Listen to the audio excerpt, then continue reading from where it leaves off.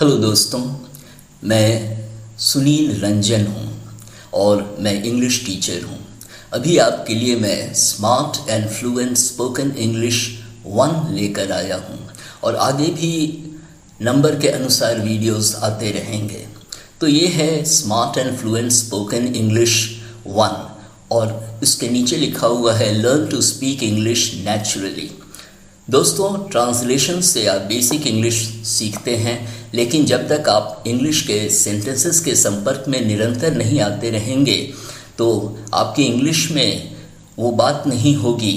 और इसीलिए आप सहज रूप से इंग्लिश अगर बोलना सीखना चाहते हैं तो इस तरह के सेंटेंसेस आप बोलेंगे तो आप अपनी बातों को बहुत अच्छी तरह कह पाएंगे।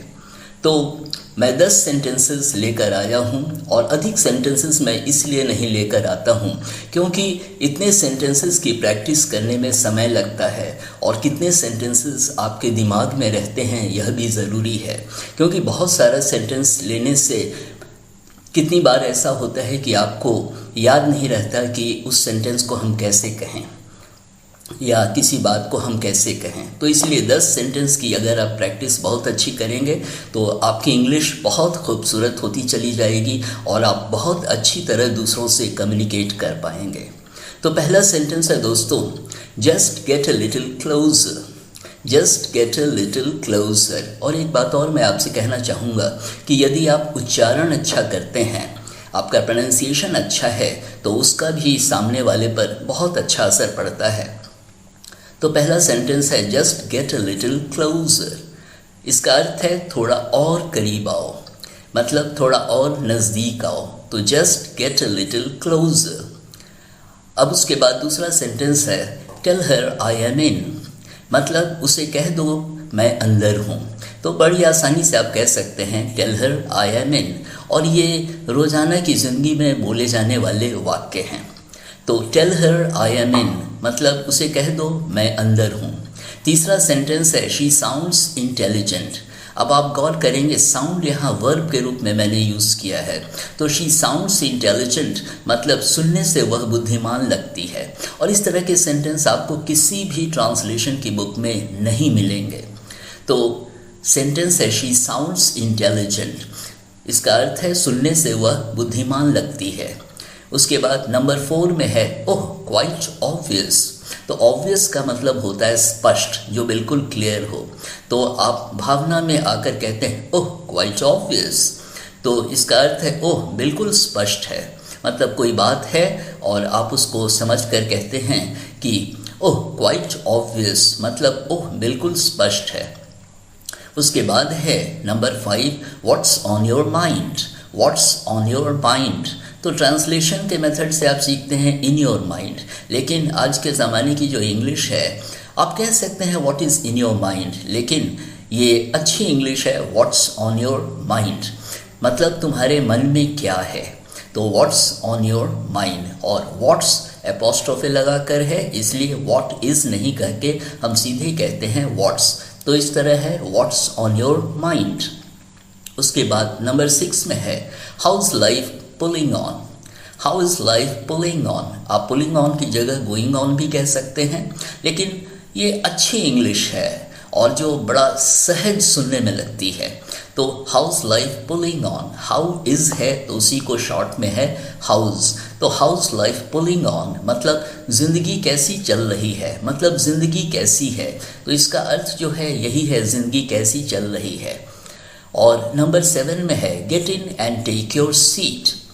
गेट का यूज़ दोस्तों बहुत सेंस में होता है। जब आप कहते हैं गेट देयर तो वहाँ अर्थ हो जाता है गो देयर। जब आप कहते हैं गेट हियर तो उसका अर्थ होता है यहाँ आओ, मतलब गेट का यहाँ यूज़ है। जब आप कहते हैं गेट अप मतलब खड़े हो जाओ, तो या जग जाओ। तो गेट का बहुत सारे यूज़ हैं और मैं दूसरे वीडियोस में आपको समय समय पर बताता रहूँगा। तो जब हम कहते हैं get in and take your seat मतलब यहाँ आने के सेंस में है। तो गेट इन मतलब अंदर आ जाओ और अपनी जगह ले लो, अपनी सीट ले लो। और उसके बाद है नंबर 8 में ओह डोंट बी क्रेजी। ओह पागल मत बनो। तो कभी कभी दीवानगी होती है बातों में, या क्रेज़ी जो वर्ड है वो अच्छे बुरे किसी भी सेंस में आप ले सकते हैं, डिपेंड करता है कि किस सिचुएशन में आप किससे क्या बात कर रहे हैं। तो हम कहते हैं ओह डोंट बी क्रेज़ी, और उसके बाद में एक्सक्लेमेशन मार्क है, मतलब आप भावना में बहकर कोई बात कह रहे हैं और उसका अर्थ है ओह पागल मत बनो। और उसके बाद है number 9, it's a bit too hot. जब आप कहते हैं इट्स टू हॉट तो मतलब यह बहुत गर्म है, लेकिन इस तरह के सेंटेंस आप गौर करेंगे आपको जल्दी देखने को नहीं मिलेंगे। तो it's a bit too hot हम कह सकते हैं it's a little too hot. तो बिट या लिटिल आप दोनों कह सकते हैं। तो it's a bit too hot मतलब यह कुछ ज़्यादा ही गर्म है, मतलब आप जितना गर्म चाहते थे उससे कुछ ज़्यादा है। तो आप कहते हैं it's a bit too hot मतलब यह कुछ ज़्यादा ही गर्म है। और उसके बाद नंबर 10 में है लेट्स चैट ओवर चाउमीन। तो आजकल चाउमीन लोग खूब खाते हैं, बर्गर खाते हैं, पिज़्ज़ा खाते हैं। तो आज के ज़माने के साथ चलना दोस्तों बहुत ज़रूरी है, इसलिए यह सेंटेंस मैं आपके लिए लेकर आया हूँ, let's chat over chow mein. Chat मतलब बातचीत करना, तो लेट्स चैट ओवर चाउमीन मतलब चाउमीन खाते हुए बातें करते हैं। जब आप किसी से बात करते हैं तो उसी को सुझाव देते हैं कि चलो चाउमीन खाते हुए बातें करते हैं। तो इसका अर्थ है लेट्स चैट ओवर चाउमीन मतलब चलो चाउमीन खाते हुए बातें करते हैं, या सिंपली चाउमीन खाते हुए बातें करते हैं। तो आज का वीडियो मैं दोस्तों यहाँ पे समाप्त करता हूँ, और यदि आप मेरे चैनल को सब्सक्राइब करेंगे तो मैं आपको कहता हूँ कि आप बहुत अच्छी इंग्लिश सीख जाएंगे और धीरे धीरे आपको अपने में भी परिवर्तन महसूस होने लगेगा। तो इन शब्दों के साथ मैं यह वीडियो समाप्त करता हूँ। Thank you.